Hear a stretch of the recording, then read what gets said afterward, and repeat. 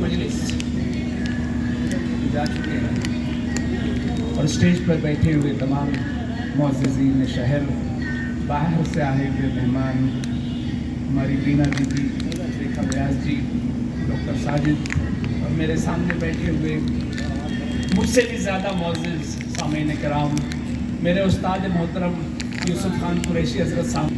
मुझे अच्छा नहीं लग रहा है मंच पर बैठना जबकि उस्ताद मेरा सामने बैठा है। मुझे बड़ी बेचैनी हो रही थी, लेकिन फारानी को कौन सुनेगा यार। कल यकीन जानिए मैंने बीना जी का प्रवचन कल सुना मैंने, तकरीबन 1.5-2 घंटे तक उन्होंने बोला।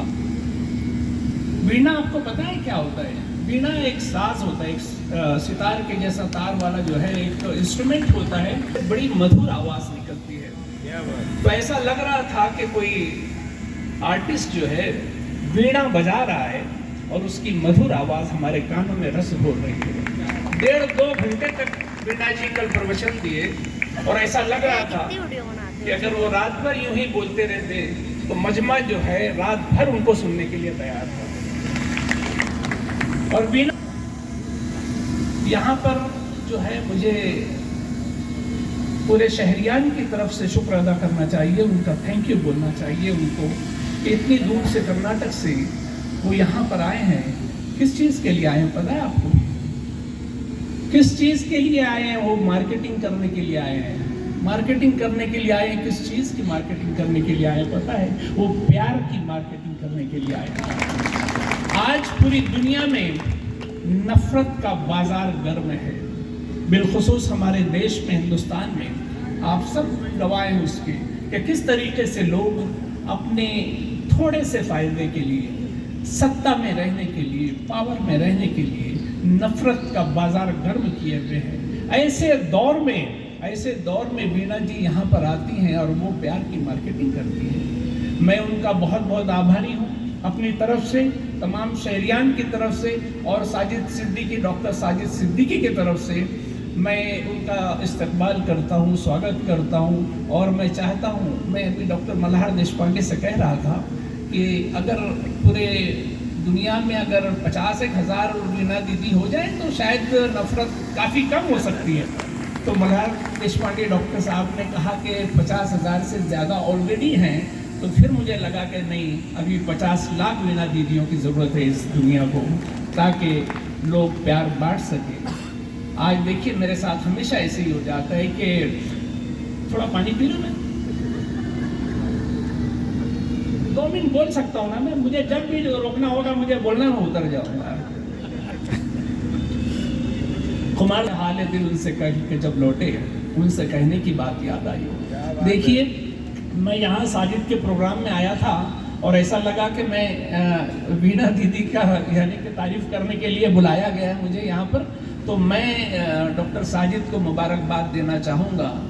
मुझे यकीन नहीं आता, आज भी यकीन नहीं आता कि कोई शख्स, मालेगांव का कोई मुसलमान गीता का, यानी कि पहले तो उसने कुरान पढ़ा, उसको समझा और उसकी रोशनी में गीता को संस्कृत ज़ुबान में उसको समझने के बाद में उसको देखने की कोशिश की और उसका अनुवाद किया, तर्जुमा किया हिंदी में, उर्दू में। मुझे यकीन नहीं आता कि नहीं, किसी बगैर खुदा की मदद के, अल्लाह की मदद के ऐसा काम मुमकिन नहीं लगता। यकीनन ऊपर वाला उनसे कोई काम लेना चाहता था, इसीलिए उनके ज़रिए उनके दिमाग में, दिल में ये बात डाली और उन्होंने ये काम किया।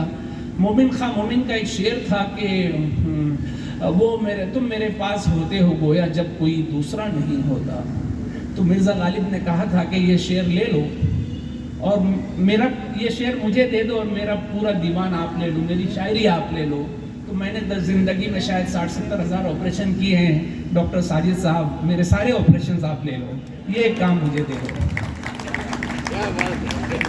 मैं ज़्यादा वक्त नहीं लूँगा क्योंकि मुझसे ज़्यादा, बहुत ज़्यादा विद्वान लोग स्टेज पर बैठे हुए हैं। और डॉक्टर जलालुद्दीन कासमी साहब, हालांकि ये मौका ऐसा नहीं था कि मुझे कुछ भी बोलने दिया जाता, क्योंकि चीज़ों पर बात होनी थी, कुरान पर बात होनी थी, गीनी थी। तो मैंने साजिद को चुन लिया कि साजिद पे बात करते हैं, क्योंकि कुरान पे बात करने के लिए डॉक्टर जलालुद्दीन कासमी, मौलाना उमरैन साहब यहाँ मौजूद हैं। और गीता पर बात करने के लिए वीना दीदी बैठी हैं। वीना दीदी से यानी कि उम्मीद रखता हूँ कि वो आइंदा भी मालेगांव आते रहेंगी कभी कभी। कर्नाटक से चलकर यहाँ तक आ जाना कोई मामूली बात नहीं है जी, और वो सिर्फ प्यार बांटने के लिए आए हैं। मैं चाहता हूँ कि उनका पैगाम जो है पूरी दुनिया के कोने कोने में पहुँचे और इस मोहब्बत से हम लोग जो है इस नफ़रत को ख़त्म कर दें। क्योंकि देखिए ये जो नफ़रत से आप जो भी चीज़ हासिल करना चाहते हैं वो बहुत वक्ती है, टेम्परेरी है। आज तुम्हारे पास सत्ता है, देखिए अभी थोड़ी बैठा हुआ था सोफे पे, अभी उठ गया हूँ मैं, तो इतनी मोहलत है तुम्हारे लिए। ये सत्ता जो है इतनी देर तुम्हारे पास रहने वाली है। ना दीदी ने बताया था कि अगर तुम कुर्सी के ऊपर बैठे हुए कुर्सी को उठाना चाहोगे तो उठा सकते हो। बोले नहीं उठा सकते, कुर्सी को उठाने के लिए कुर्सी छोड़ना पड़ती है। तो ये जो है ऐसी बहुत सारी बातें उन्होंने बताई थी, मुझे पूरा उनका प्रवचन याद हो चुका है। उन्होंने एक यानी कि भगवत गीता में से शायद श्लोक पढ़ते करते थे कि दुर्योधन और किसको फलों की टोकरी दी और उन्हें कहा कि जाइए बाजार में और जो भी शख्स तुमसे मुस्कुरा कर मिले उसको एक फल दे देना। थोड़ी देर के बाद में उनका नाम मैं भूल रहा हूँ सिर्फ, तो वो आते हैं और खाली टोकरी की मैं जिससे भी मिलता था मुस्कुरा कर मिलता था और मैं उसको एक फल दे देता था। और दूसरे दुर्योधन जब वापस आते हैं तो उसकी टोकरी में सारे फल वैसे के वैसे रहते हैं। बोले क्या हुआ?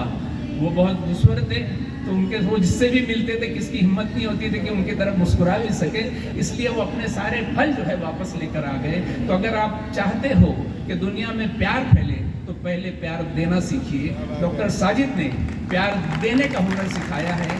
आज देखिए, आज ऐसे नफरत के माहौल में हिंदू, मुस्लिम, सिख, ईसाई सारे लोग एक मंच पे बैठे, कोई नफरत इनके नहीं आती है ना। अगर आप जो है इनका अगर ड्रेसिंग जो ये ड्रेसिंग जो है अगर इसको सिर्फ बदल दिया जाए तो कोई बता नहीं सकता कि इसमें से हिंदू कौन है, मुस्लिम कौन है और सिख कौन है, ईसाई कौन है। आज मैंने टी शर्ट पहनी है, ये क्यों पहनी है पता है आपको? कल वीना दीदी ने कि उनकी कोई सीनियर बीके की जो सीनियर मेंबर थी 94 ईयर्स, तो किसी ने जर्नलिस्ट ने कहा कि आप 54 साल ओल्ड हैं। बोले नहीं, मैं तो 20 साल हूँ। बोले 54 साल ओल्ड हैं आप, 54 साल की हो चुकी हैं। बोले नहीं, 100 साल पुराने मकान में रहने से बोले आदमी 100 साल का थोड़ी हो जाता है। ये तो मकान है मेरा, मैं अंदर से 20 साल की हूँ। तो ये वीना दीदी ने बताया। वीना दीदी जो है मेरी छोटी बहन के मानिंद है, क्योंकि ये मकान उनका 70-75 साल का होगा, अंदर से 20 साल की हूँ। तो मैंने भी अपना 20 साल वाली टी शर्ट निकाल के पहनकर आ गया हूँ आज।